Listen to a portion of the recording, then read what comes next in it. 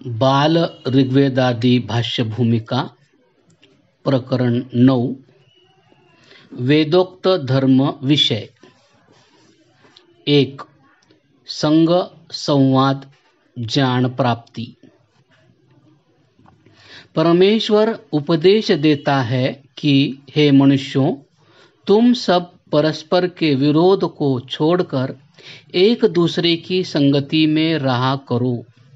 विरुद्धवाद को छोड़कर परस्पर प्रीति के साथ पढ़ना पढ़ाना तथा परस्पर प्रश्नोत्तर सहित संवाद किया करो। अपने यथार्थ ज्ञान को नित्य बढ़ाते रहो, जिससे तुम्हारा मन प्रकाश युक्त हो। जैसे पक्षपात रहित धर्मात्मा विद्वान वेद रीति से सत्य धर्म का आचरण करते हैं, उसी प्रकार तुम भी किया करो। ऋग्वेद। एकता। तुम्हारा विचार एक हो, किसी प्रकार का विरोध न हो। उत्तम मनुष्यों की सभा द्वारा राज्य प्रबंध यथावत किया करो। यह सभा तुम सब की एक हो। तुम्हारे मन आपस में विरोध रहित होकर सबके दुखों के विनाश और सुखों की वृद्धि के लिए पुरुषार्थ वाले हों। पूर्वापर कर्मों का यथावत विचार करने वाले तुम्हारे चित्त भी एक से हो। तुम्हारे मन और चित्त सब मनुष्यों के सुख के लिए प्रयत्नशील हो। मैं परमेश्वर तुम सबको समान विचार रखने का आशीर्वाद देता हूँ। ऋग्वेद। सहयोग। तुम्हारे निश्चय, उत्साह और पुरुषार्थ सब जीवों के सुख के लिए सदा हो। तुम्हारे हृदय परस्पर प्रेम सहित और विरोध रहित हो। अपने मनों को सबके सुखों और हित के लिए प्रयुक्त किया करो। पारस्परिक सहायता और सहयोग की भावनाओं को सदा बढ़ाया करो। सबको सुखी करके अपनी आत्मा को सुखी जानो। ऋग्वेद। 2 सत्य और असत्य, श्रद्धा और अश्रद्धा।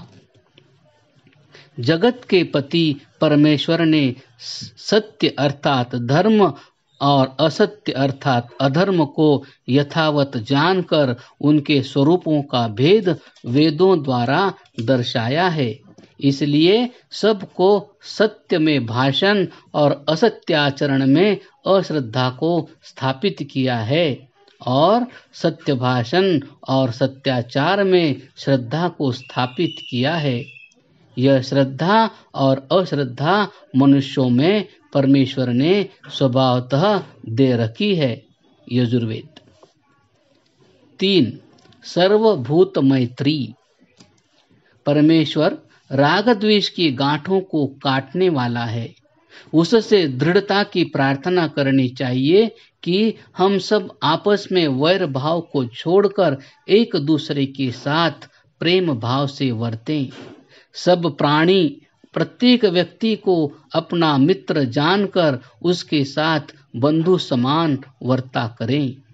इसी प्रकार प्रत्येक व्यक्ति सब प्राणियों को अपने मित्र जाने और हानि लाभ तथा सुख दुख में अपनी आत्मा के तुल्य सब प्राणियों को जाने।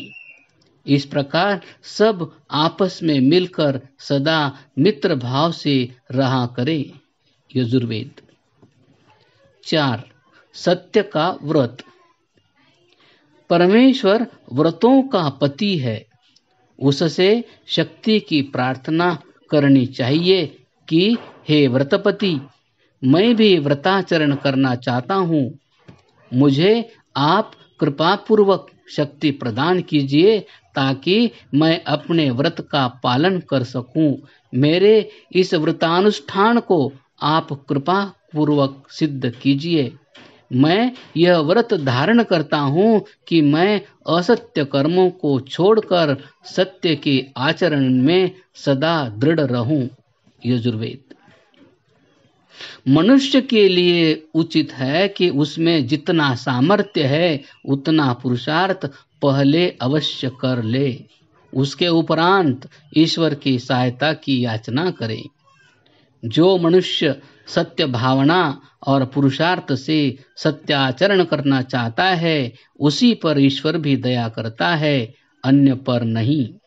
जैसे जैसे मनुष्य सत्य व्रत का अनुष्ठान करने लगता है वैसे वैसे उसमें सत्य व्रत के अनुष्ठान में अधिकाधिक शक्ति प्राप्त होने लगती है और उसका व्रतानुष्ठान में अधिकार बढ़ने लगता है। तदनंतर उसे व्रतानुष्ठान का फल भी प्रत्यक्ष होने लगता है। इसी प्रकार व्रतानुष्ठान में उसकी श्रद्धा बढ़ती चली जाती है। व्रतानुष्ठान में जितनी जितनी अधिक श्रद्धा बढ़ती जाती है उसे सत्य की प्राप्ति भी उसी मात्रा में अधिकाधिक होती जाती है। यजुर्वेद। 5. अन्य सद्गुणों का अनुष्ठान। मनुष्यों को परिश्रम, प्रयत्न, पुरुषार्थ तथा धर्म कर्मों का अनुष्ठान अवश्य करना चाहिए।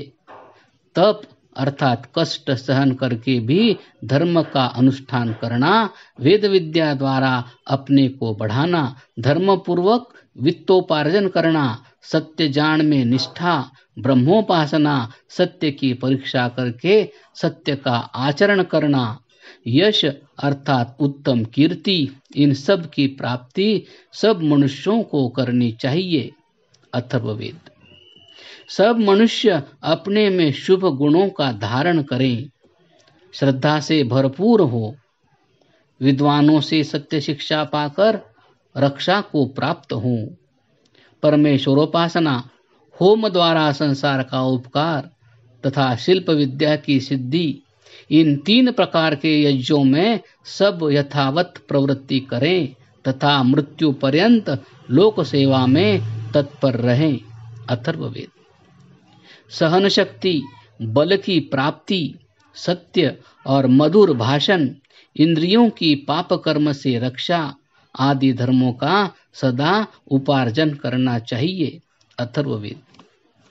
ब्रह्म शक्ति और क्षात्र शक्ति का उपार्जन, राष्ट्र सेवा, शरीर की कांति, नियम पूर्वक जीवन व्यतीत कर आयु को बढ़ाना, शारीरिक स्वच्छता, प्राणायाम, नानाविध रसों का यथावत सेवन, इष्ट पदार्थों का संग्रह, संतानों का पालन, पढ़ना पढ़ाना, प्रतिदिन अग्निहोत्र, अतिथि सेवा, मनुष्य सेवा, आचार्य, विद्वानों तथा माता पिता, इनको देव जानकर इनकी पूजा तथा सेवा करना, दान देना, ये दैनिक कर्तव्य है। इनका सदा पालन करते रहना चाहिए। अथर्ववेद। प्रकरण 9 समाप्त।